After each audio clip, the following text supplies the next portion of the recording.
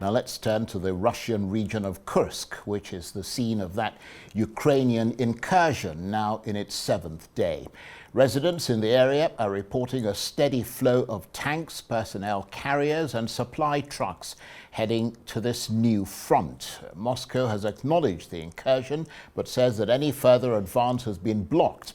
But Russia is evacuating residents from another border region as Ukraine continues its surprise offensive.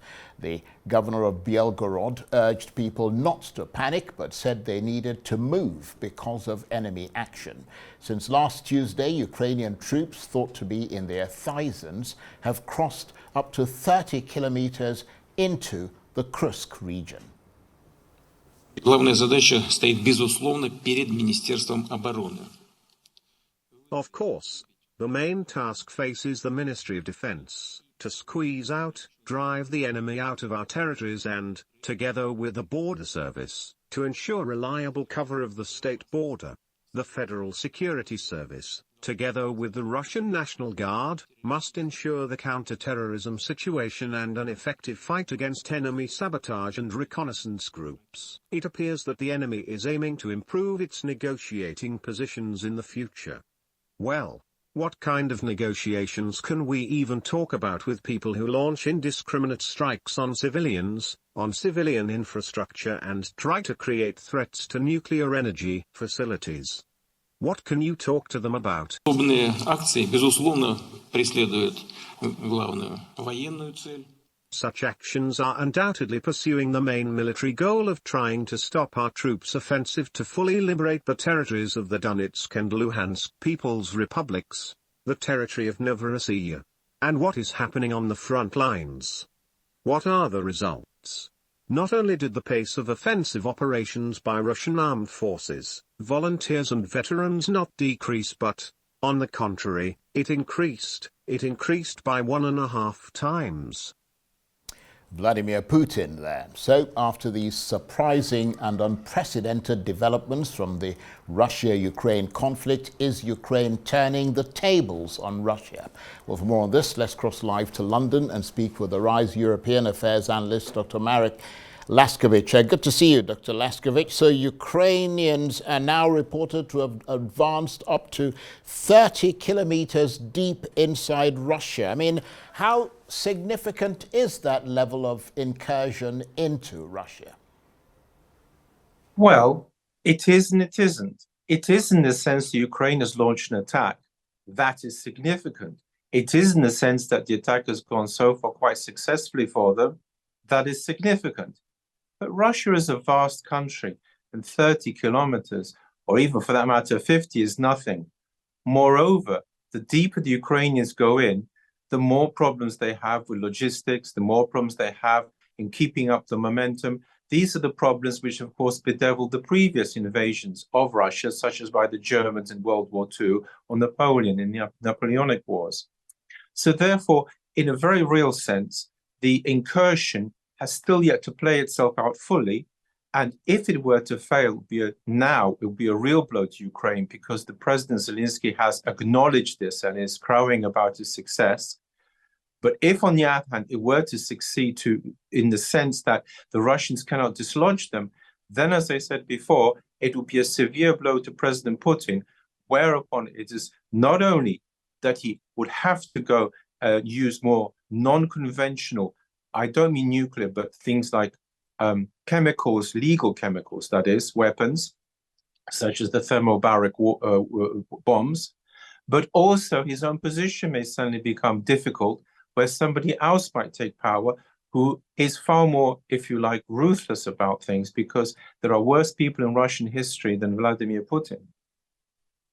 And I think you raise a very interesting point there when you talk about how the Ukrainians, who are, of course, a limited number and a limited capacity, are going to resupply themselves whilst they're inside Russia. That's a point that we're going to have to watch very closely to see how that unfolds. But clearly, Ukraine has, at the very least, now demonstrated that it is capable of inflicting much greater damage on Russia. But does it suggest that it is actually capable of winning this war?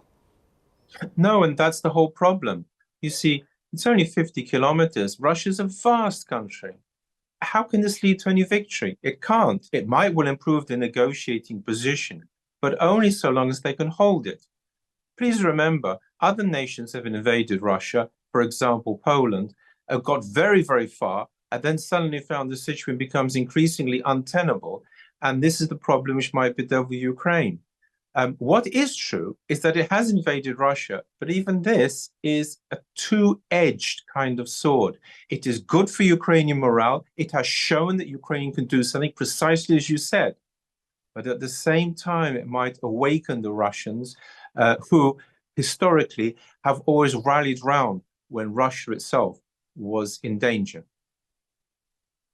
Indeed. And are we any clearer on the motive of this incursion? Is it to show Russia's weakness and Ukraine's capability? I think it's something more interesting. There was a point about it being a spoiling attack because Russia was preparing offensive in that position. And this is entirely possible. The next point to note is that it is, of course, a success to date, which has been very important for Ukrainian morale and has shown exactly as you said, the Ukraine can fight back and can do things. So I think this is a double motive. I think it's quite possible they may be surprised at their own success, which is why they're going deeper and deeper into Russia, which I think is questionable. One of the points to remember is if an attack fails, it really does weaken you. This is what happened to Adolf Hitler when he launched his Ardennes offensive. It was very successful at first, still talked about this eventually in 1944, but it helped shorten the war because, of course, it depleted his stockpile of ammunition and equipment. Quite what effect it would have with Ukraine to lose this incursion, that is to be seen. At present, it is a moment where Ukraine can certainly celebrate that it's finally done something positive in that respect. However, I must point out it is an escalation, and escalations in war can end badly. Hence, I warn about the non-conventional, for example, legal chemicals that might be used, like the thermobaric wars. Moreover, there is a further problem. If they're using Western weapons now on Russian soil, that is to say, supply from the UK or USA, that is yet a further escalation of all this. Nevertheless, up to this point, we haven't seen any escalation from the Russian side. I mean, there are no nuclear bombs flying over Kyiv, and that was one of the things that Washington feared, although, as you hinted there, it's early days yet. Well, the key point to remember was I never thought and still do not believe they're going to nuke Ukraine because, according to the Russian viewpoint, Ukrainians are misled Russians. They are not going to nuke their own. Poland is another matter. Yes, they would nuke Poland. There's no question of it. Poland's been a thorn in Russia's side for centuries, but not Ukraine, which historically has provided manpower, wheat, and in fact, some of the Russian forces which were defeated Hitler were, of course, from Ukraine.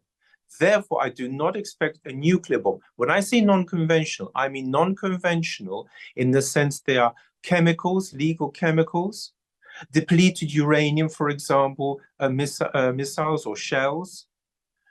This is what I meant. And this is entirely possible. That is an escalation. And I do expect the Russians to do everything along those lines in order to remove the Ukrainians from their soil. And you mentioned, Dr. Laskiewicz, a couple of minutes ago, that this surprise Ukrainian incursion has clearly boosted morale in Ukraine. But we understand that the ordinary Russians are viewing this attack, this week-long incursion, with a mixture of disbelief and anger. What are you hearing about that? Yes, the disbelief is they did not believe Ukraine was capable of this. So to that extent, that is understandable. The worrying one is the anger. The central problem that has been in this war is that Russia hasn't been fully engaged in many ways. He has the support of, say, 2/3 of the Russians, but most Russians were not, in fact, impressed by this war in the sense that one never had the feeling that he had enormous carte blanche support. But if the Ukrainians, by this incursion, do anger the Russians, then we're at the point I mentioned earlier. If it wakes up Russia, if it means that Russia suddenly does become committed to the war, that would be very bad indeed, because in my opinion, they have not been committed, and this unfortunately may actually cause them to become committed. Dr. Laskiewicz, I want to thank you, as always, for your illuminating analysis. Dr. Marek Laskiewicz is a RISE European Affairs analyst who was talking to me on the line there from London.